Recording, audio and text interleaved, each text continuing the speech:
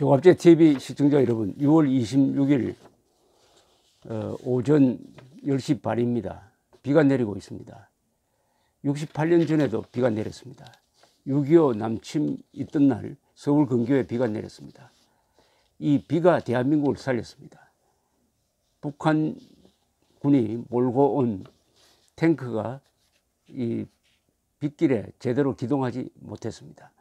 그 사이에 이승만 대통령이 정광석화와 같은 대처를 통해서 미국의 지원을 끌어내고 메가더 극동군 사령관이 병력을 투입하고 해서 초전에 우리 국군에 희망을 주었습니다. 유엔군이, 미군이 참전한다는 희망. 이게 기습을 당하고도 우리 국군이 무너지지 않았던 비결이었습니다. 희망이 있어야 절망을 이길 수가 있습니다. 지금 대한민국 국민들이 절망 속으로 빠져드는 면이 있습니다. 북한이 핵무장하고 트럼프가 배신을 하고 문재인 정권은 대한민국 국민보다는 김정은의 안전을 더 위하는 듯한 태도를 모습을 보이니까 우리 국민들이 불안에 떨고 있습니다.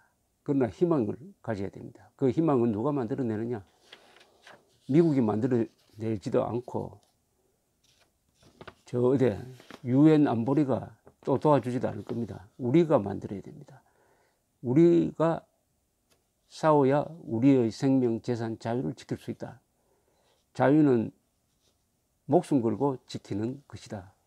이것을 명심할 때라고 생각합니다. 어젯밤에 이 러시아 월드컵에서 우루과이가 러시아 팀을 3대0으로 이겼습니다. 그 유명한 선수들이 많은 우루과이가 이번에도 아마 우승 후보가 되지 않을까 이런 생각을 했습니다. 압도적 전력을 가지고 홈 어드밴티지가 있는 러시아를 아주 간단하게 무찌르는 걸 보고 아주 통쾌한 느낌을 들었습니다. 왜냐? 우루과이라는 나라가 작은 나라입니다. 인구가 이 남미에 있는 우루과이는 아르헨티나와 이 브라질 사이에 있습니다만은 그러니까 남미의 동쪽이죠. 동쪽이니까 대서양 쪽에 있는 나라입니다. 면적도 적고 면적은 한국보다 남한보다 약간 큽니다만은 인구는 350만 정도밖에 안 됩니다. 350만 명. 남미에서 두 번째로 작은 나라입니다.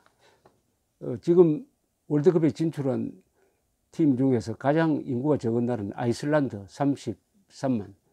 두 번째가 이 우루과이인데 인구가 350만인데 우승을 두 번이나 했습니다. 월드컵에서. 맨 처음 월드컵에서 우승을 하고 그 다음에 그러니까 그게 1930년이었습니다. 1950년 두 번째 월드컵이 브라질에서 열렸는데 결승전에서 브라질을 2대1로 이겼습니다. 이 월드컵 역사상 최고의 역전극으로 불립니다. 현재 피파 랭킹이 한 10여 등, 14등이군요. 현재가 14등입니다. 이 남아메리카에서 열리는 코파 아메리카컵 쟁탈전에서는 15번 우승한 팀입니다. 브라질보다도 가장 최다 우승국입니다. 이 우루과이는 외국으로 축구 선수를 많이 수출하고 있습니다. 약 1,400명이 지금 나가 있다고 합니다. 1,400명. 그런데 우루과이는 사실 축구로 유명하다기보다는 이 나라가 좋은 나라입니다. 남미라고 하면은 스페인, 포르투갈의 식민지로서 여러 가지 인종 갈등이라든지 빈부격차 이런 걸 통해서 이 선진화되기가 어려운 역사적, 문화적 풍토이다라는 것이 이제 통설로 되어 있습니다. 그러나 몇 개 나라가 아주 좋은 나라가 있죠. 그 좋은 나라 중에 하나가 우루과이입니다. 그리고 칠레 같은 나라죠. 이 우루과이는 우선 경제, 민주주의, 언론의 자유, 평화지수, 그리고 이 사회의 개방도 뭐 이런 모든 면에서 남미에서 칠레와 1, 2등을 다투는 아주 좋은 나라입니다. 좋은 나라. 어떻게 보면은 아이슬란드도 그렇지만 우루과이는 이 남미의 막 스위스 같은 나라가 아닐까 할 정도입니다. 다만 경치가 스위스 같지는 않죠. 여기는 아주 평평합니다. 가장 높은 산이 500m밖에 안 됩니다. 평평하니까 낙농업을 많이 하는 나라입니다. 그런 점에서는 좀 스위스하고 비슷하죠. 가축 마리수가 1200만 마리랍니다. 인구의 한 4배쯤 되는데 그 비율로는 세계에서 제일 많다고 그래요. 세계에서. 그런데 이 나라는 원래 조금 늦게 유럽 사람들이 개척한 곳입니다. 1600년대에 포르투갈 사람들이 개척을 하기 시작하고 그게 곧 스페인으로 넘어갔습니다. 19세기에 독립이 됐습니다. 어제 그 우루과이 러시아 시합을 본 분들은 기억이 나실지 모르겠습니다만 전원 백인 선수였습니다. 흑인이 끼어 있지 않았습니다. 왜냐하면 우루과이가 88%가 백인입니다. 주로 이탈리아, 스페인에서 온 사람들입니다. 그 다음에 인디안과의 혼혈이 한 7, 8% 되고 삿포로가 흑인입니다. 전원 백인 선수들이었습니다. 이 우루과이는 이 IT 산업도 매우 발달해 가지고 소프트웨어를 수출한 나라로서는 남미에서 최초라고 합니다. 남미에서 최초. 그리고 마리화나를 합법화한 나라입니다. 맨 처음 남미에서 합법한 나라고. 그 다음에 무엇보다도 이 나라가 저로서는 인상적인 게 있습니다. 이 1973년부터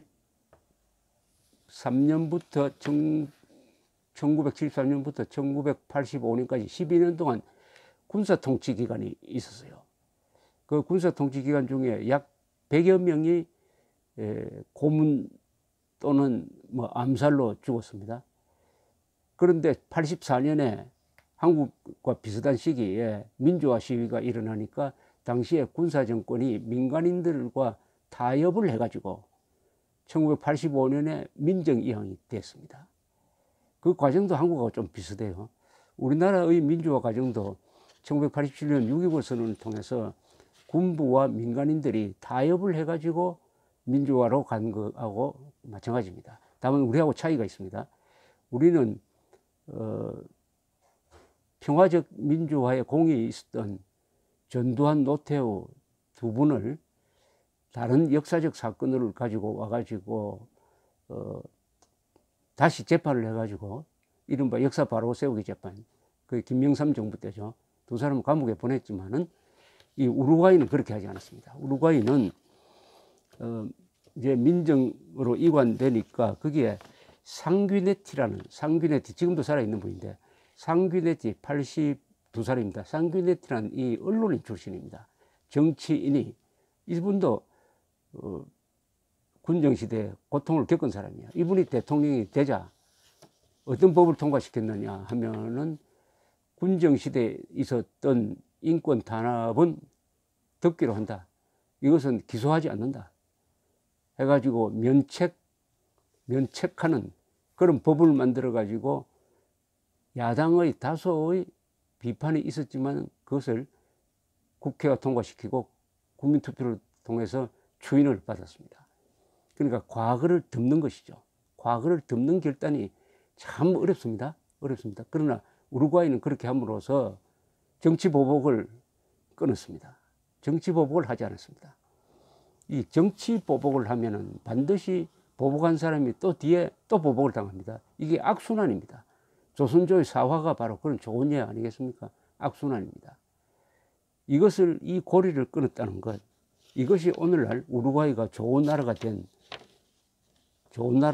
근본이 아닌가 그렇게 생각합니다.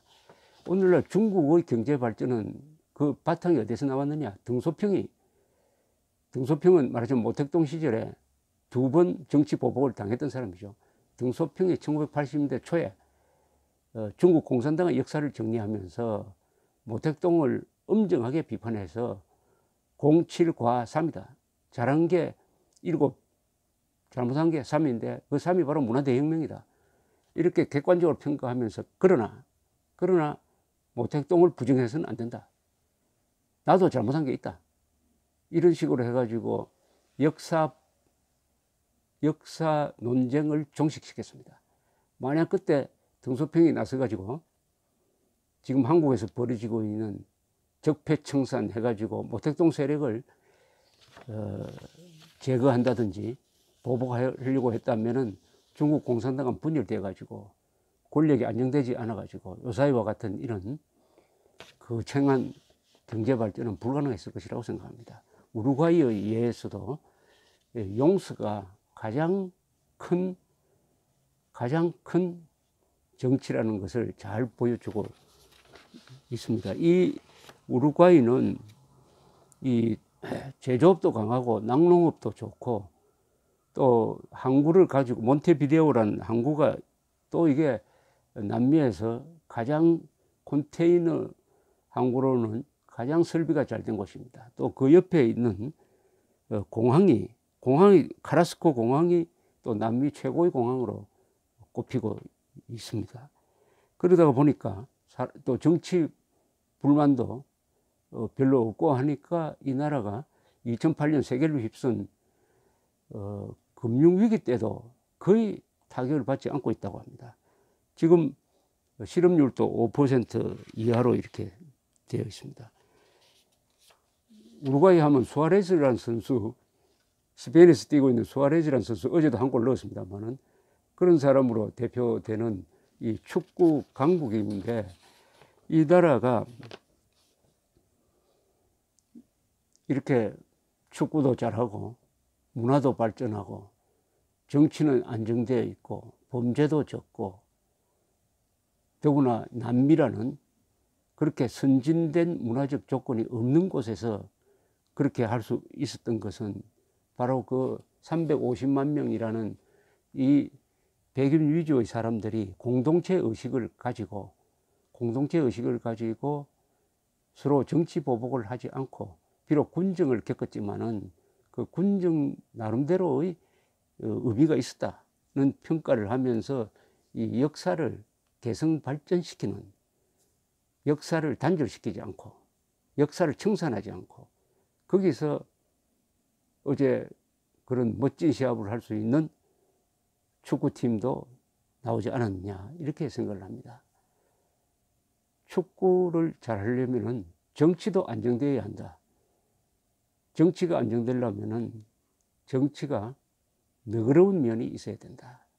이런 생각을 해봅니다. 한국 사람들은 똑똑하고 손재주 많기로는 세계에서 1등이지만은 두 가지 타입이 좀 부족합니다. 너그러운 사람과 균형 감각이 있는 사람을 참 발견하기가 어렵습니다. 우루과이를 보면서 우리가 우리 국민 숫자의 한 15분의 1밖에 안 되지만 배울 점이 많았습니다. 이게 월드컵 경기를 즐기는 한 방법이 아니냐 생각했습니다. 감사합니다.